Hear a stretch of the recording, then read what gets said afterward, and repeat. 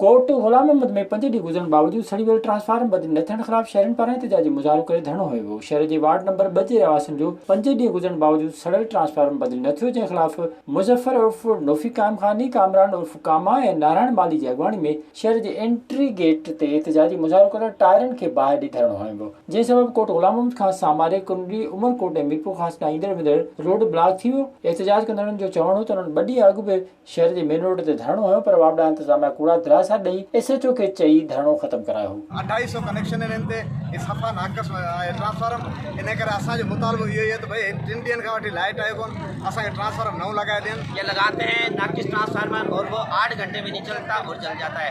हम परसों भी एहतजाज पे आए थे, SHO साहब ने कहा था कि कल शाम को आपका ट्रांसफार्मर लग जाएगा, वो नहीं लगा। उसके बाद हमें आज दोपहर तक की यकीन दहानी करा गई, फिर भी नहीं लगा। इन्हनि मुतालबो कयो त फौरी तौर ते संदन मुतालबो पूरो करे उन्हनि जो ट्रांसफार्मर सही कराए परेशानी ख़त्म कई वञे। विज़िट कयो अवामी आवाज़ मीडिया ग्रुप जी वेबसाइट awamiawaz.pk।